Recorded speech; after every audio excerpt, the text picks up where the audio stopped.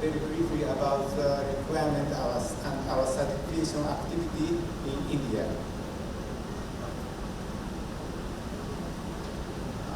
First, I would like to introduce our society, Nippon Kaiji Kyokai, often called as Class NK.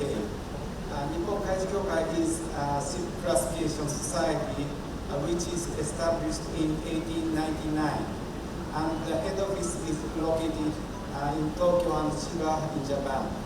And the class fleet of us is, as of August 2023, around 9,000 ships registered in our society. It is about 270 million tonnage, which is 20% of the world merchant fleet. So Class NK is one of the biggest classification society in the world.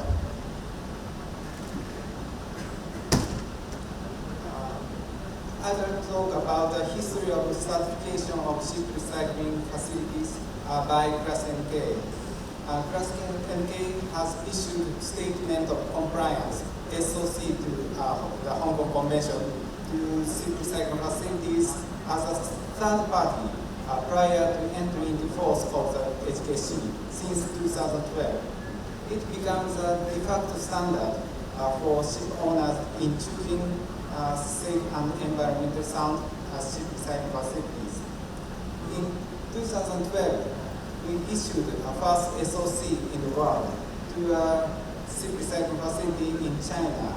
Then in 2015, we issued the first SOC in South Asia to 4 ship recycling facilities in India.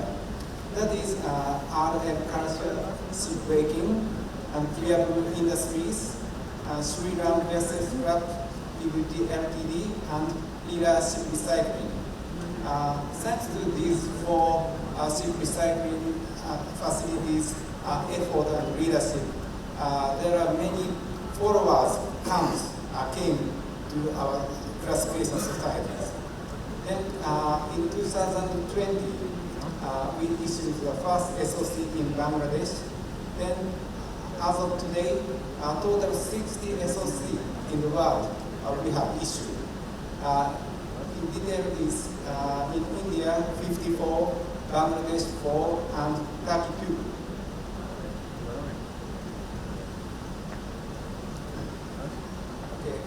Class NK issued the SOC to the Hong Kong Convention as per the Class NK guidelines for ship recycling facilities, which is developed based on the IMO guidelines resolution MEPC 21063. The guidelines stipulates the procedure and the requirements for the certification of ship recycling facilities. Requirements are categorized as facility management, facility operation, worker safety and health compliance approach, and environment compliance approach. These last two requirements are very important for ship recycling facilities.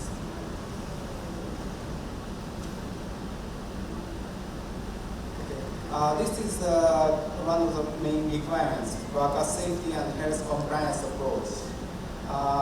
Ship recyclers have to develop and making a procedure to comply with these requirements.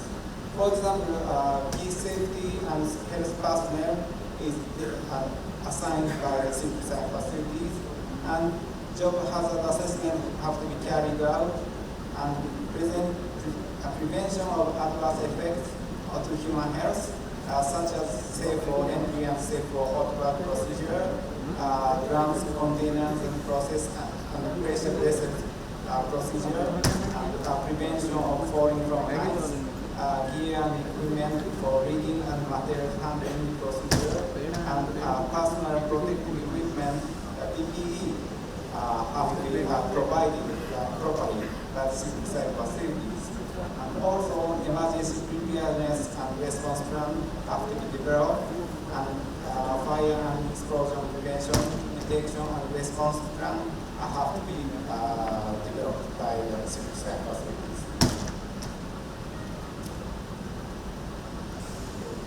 Next one is environment compliance goals.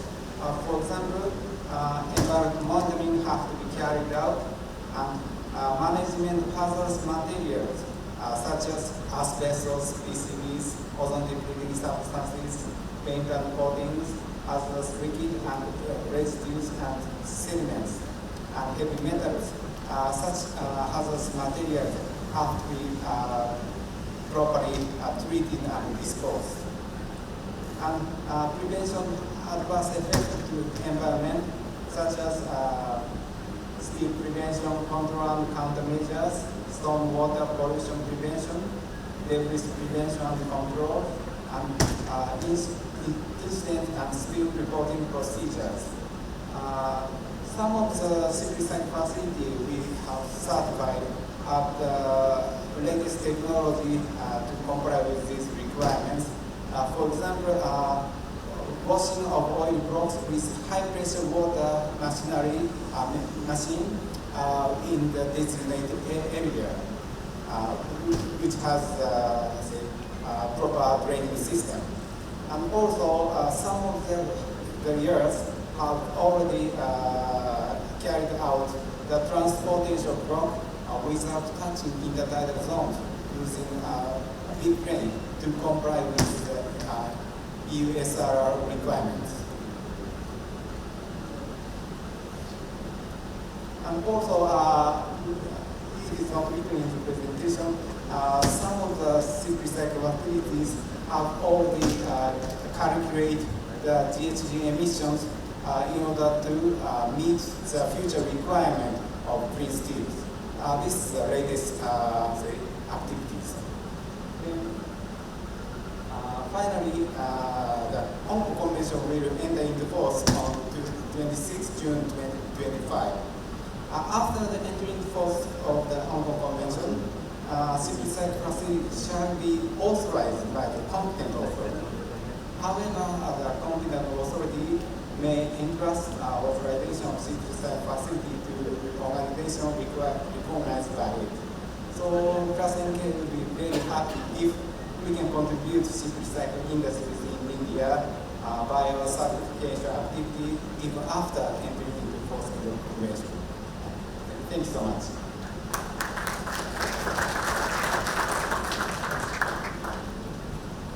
Thank you, Mr. Takeshi. We will be delegating the responsibilities to the recognized ROs as per your request. Thank you. When we talk about USRR requirements, we have to recognize that HKC itself is a unified requirement from ILO and Convention. And when the main core agenda of unification is the HKC, then the new international USRR requirements, we need to look forward to implement these requirements as a future amendments to HKC, and we request Mr. Takeshi will be cooperating with us for the future ILO submissions. Thank you. I would like to request Mr. Satoshi Sasaki. He is a Deputy Director working on decent working environment for ILO. Please give his presentation.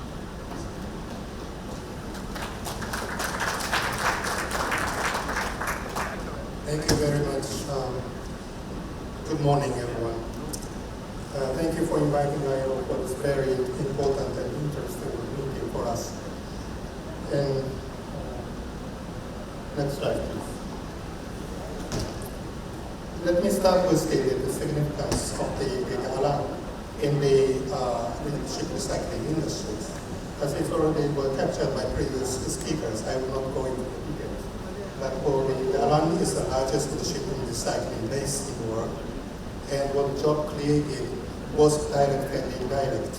Indirect what means that was not only the recycling itself, but also the downstream industries. There are a lot of people involved in it. And of course, at the moment, what progress has been made towards the compliance of the Hong Kong Conventions, and it's becoming more eco-friendly shipbreaking yard to be established. Next slide. Let's look at the challenges and the opportunities in alarm at the moment. Of course, we are recognized for the importance of the economically the viable industry to be developed there, but at the same time, it is very important that for the environment will be protected, at the same time the working conditions in terms of the safety of the health of the ship recycling workers should be protected. These are the challenges what we are facing at the moment. And to see at the opportunity side, particularly the opportunities created by the introduction of the Hong Kong Conventions. And obviously one is that the alignment will be made towards the sustainable development goals, or particularly the ones on the economic development, environmental protection, and also the creation of the decent work. And for the growing demand is expected, and for the yard towards the clean and for the clean ship recycling or the system to develop there. And of course, with this introduction of and innovation of the new technologies, and for the safer and for the more efficient recycling, it also comes together with the job opportunities and for the potentially the upskilling and reskilling of the existing workers as well.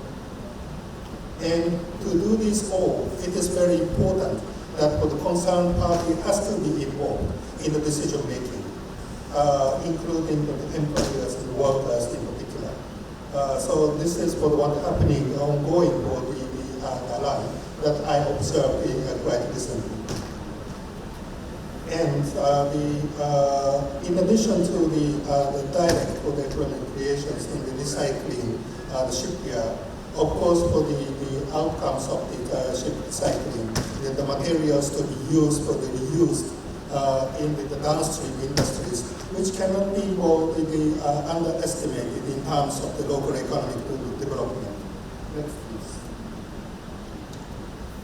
So far, towards the compliance of to the Hong Kong Conventions, the government has been organized for the training programs, and also the good progress has been made towards the closer to 100% for the compliance to the Hong Kong Conventions. And thanks to the joint effort of the GMB, employers, senior, and the workers, Sagarmala towards this.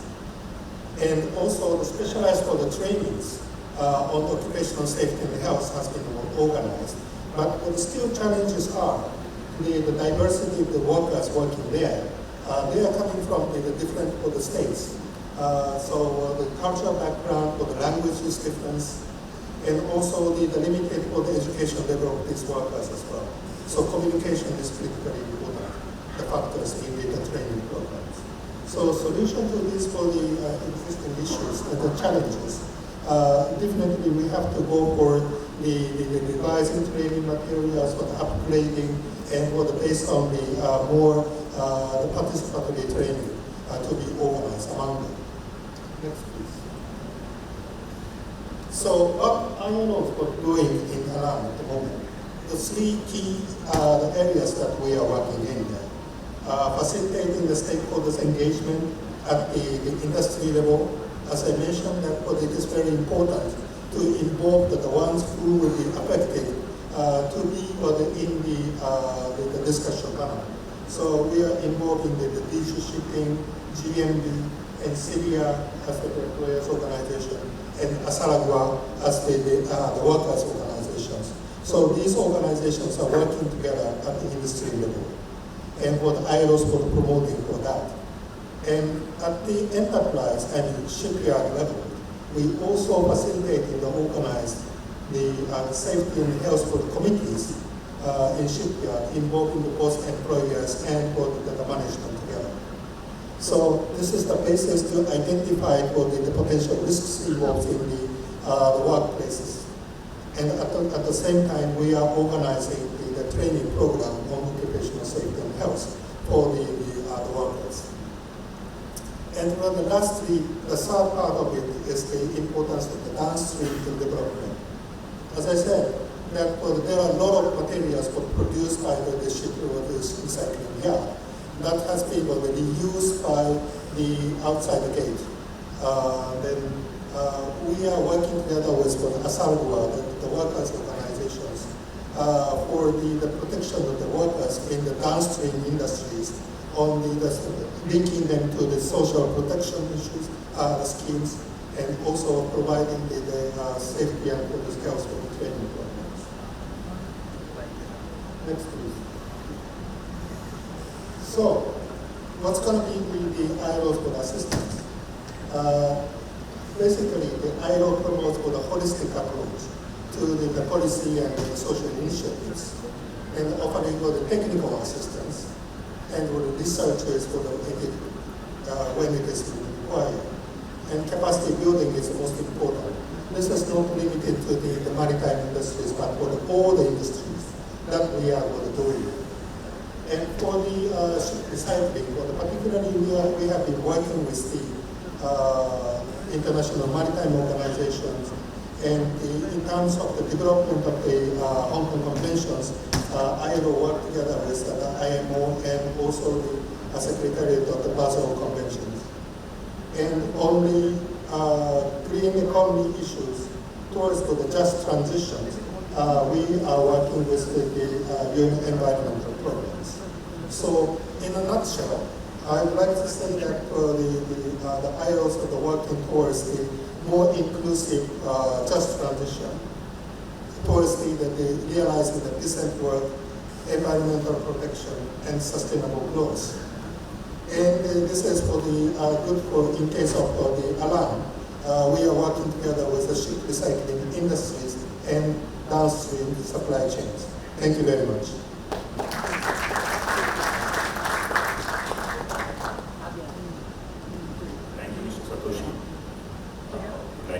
That DG Shipping will be working in collaboration with ILO, IRS, and GMIS.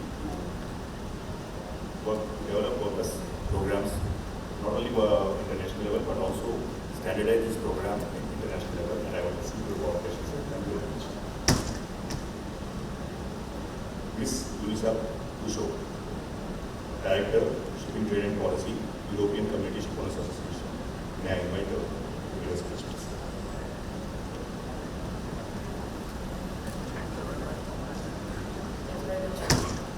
First of all, allow me to thank the organizer of this great conference and the panel for inviting the European Community Shipowners Association to present our views today. We've heard already the challenges that we're facing, and it's crucial that we participate in these dialogues and we cooperate with our Indian colleagues to solve these issues. A couple of words of introduction on who we are. The European Community Shipowners Association, known as EXA, represents 20 national associations of shipowners from the European Union, member states, and Norway. Collectively, European shipowners own or control 40% of the global tonnage. I had a difficult job today to start introducing the perspective of the European stakeholders. We heard already how challenging that is. So to get straight into it, if we look at the medium and long-term outlook of global ship recycling, the expectation is that demand for ship recycling will increase significantly in the next few years. This in part is due to the decarbonization requirements that are becoming applicable. We have many of those coming in at European level, and then of course we were in discussion at IMO level. All these requirements could see all the vessels being recycled earlier than the year before. And we heard already, and I think we'll hear again throughout the course of the discussion, the number of 15,000 vessels from the legal outlook that will be needed to be recycled in the next 10 years. Now, many of these assets will be European oil controlled. At the same time, we do not have the capacity to do that in Europe. Effectively, the demand for recycling in Europe has slowed down even after the adoption of the ship recycling regulation. And why is that? Our yards don't have the required capacity. First of all, they're mostly able to accommodate smaller vessels, but also in recent years, they've shifted their focus from pure ship recycling to maintenance and repair. And some of them have also a focus on recycling of offshore rigs, so we don't have the capacity in Europe. On top of that, of course, Europe is a net steel exporter, so the demand for steel in countries such as India has contributed to the slowdown of local demand. In this rather challenging context, it is important to understand where we are as regards international and European regulation. This is where the challenges, as we heard from previous speakers, start. The Basel Convention and the Hong Kong Convention are implemented in Europe by two pieces of regulation. The waste shipment regulation implements the Basel Convention, and the ship recycling regulation, which implements the Hong Kong Convention with some additional requirements. These slightly different and often competing regulatory regimes have brought on significant challenges for European ship owners on how we can legally recycle our vessels. Specifically, European ship recycling regulation, which as I mentioned, implements the Hong Kong Convention, but brings in some additional requirements, lay down procedure and parameters for ship recycling yards to be placed on the EU-approved list, which is where EU ship owners can send EU-flagged vessels to be discounted. However, we have heard already today from many speakers that Indian yards are not on the EU list. And why is that? This is because of a very strict legal interpretation of the European Commission of the Basel ban, which basically doesn't allow the European Commission to evaluate non-OECD yards, no matter if they comply or not with the EU standards. Once again, these regimes create severe legal uncertainty on what ship owners, European ship owners can and cannot do, and of course also creates an unlevel playing field. So where are we now? On a positive note, there is a revision ongoing of the EU waste shipment regulation, which implements the Basel plan. This is still under negotiation at EU level, but it's nearing conclusion, and we expect to be completed by 2024.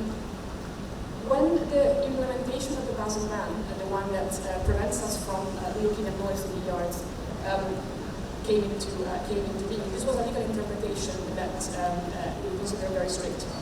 We have made a strong case as European ship owners on the unintended adverse effect of this existing EU legal approach on ships going for recycling in non-OECD yards. As a result, during this regulation revision that is currently ongoing, the European Commission has changed course, and the proposed waste shipment regulation now has a provision that would make it legally possible to include non-OECD located yards in the EU list of EU-flagged ships, obviously by undergoing evaluation. The political negotiations, as I mentioned, are still ongoing, but are likely to be moved by the beginning of next year. Practically what this means is that, as I mentioned, the EU will be able to consider Indian yards for assessment of compliance under the EU ship recycling regulation to be placed on the EU-approved list if they meet the criteria. At the same time, and this is a provision that is starting as we speak, the EU ship recycling regulation is currently undergoing an evaluation process, and we would expect a new proposal as early as end of 2024. As you might know, we have European elections next year, so the political landscape is changing, and new proposal will only come onto the table when the new commission is in place at the end of 2024. So we would expect as well a revision of the EU ship recycling regulation after that, but of course at this time we don't have a lot of details on the content. So to conclude, where are we now and what can we do? As I mentioned at the beginning of my speech, it's great that we've been invited here to debate this important topic with you, because we are at the moment in time when European regulation is also evolving. European ship owners and EXA firmly believe that we need high standards for environmentally sound and safe ship recycling. But creating challenges, this conflicting regime of the Hong Kong Convention, EU Basel Plan, and EU ship recycling regulation have also stimulated great progress in this regard in yards in India. As ship owners, we were very happy to see, and it was on display today from many speakers, the great progress that has been made in Indian shipyards, and to an extent also in shipyards in Bangladesh. The ratification of the Hong Kong Convention is a tremendous step forward and can also ensure a level playing field internationally. EXA, with a number of other European organizations, had organized an industry delegation visit to Bangladesh in May this year. When we were on that delegation visit, we would not imagine that the ratification of the Hong Kong Convention was so close, only a few months away. Now we have it, and what do we need to do now, specifically for Indian yards? We need to do the same. We need to show to the European regulators specifically the progress that has been made. And this is specifically more important looking at what is happening now with the revision of the waste shipment regulation and the upcoming revision of the ship recycling regulation in the coming years. So as a word of conclusion, this event comes at a great time because it allows us to engage with our Indian colleagues, to organize visits, to raise awareness within the industry, but also specifically with the regulators, in order for the next discussion to go in a direction that we can all agree to. Thank you very much.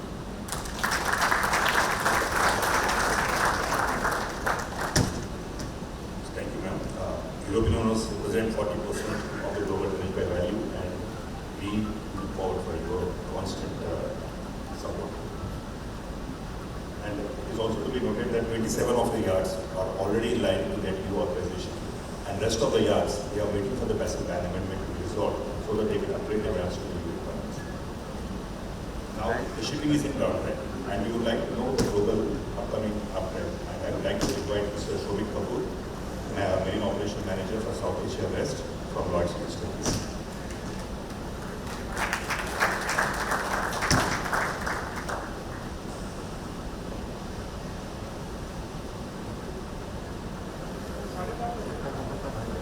Respected dignitaries, distinguished guests, ladies and gentlemen, good afternoon and welcome to everyone. Last couple of years, let me start with a somber mood, have not been very good for the cycling industry.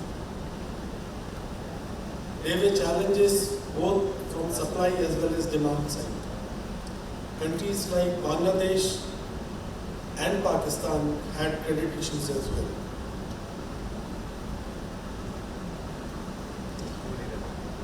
You can see in the slide that last year the number of ships which came for recycling were lowest in the decade. The scrap prices were also not at the lowest. They were generally throughout the year on a higher side. But as Mr. Sharma and other speakers had spoken before me, long-term view is still very good. It's expected that things will start improving by end of 2024. And in this decade, ending at 2030, the number of ships which will be coming for recycling would be double of what it was in the last decade. This slide shows that in the previous decade, there was around 6% growth in world fleet, cumulatively ROR. Now this indicates that in the last decade, where the ship may come for recycling, the size of ships were bigger, as well as we had more number of ships which came.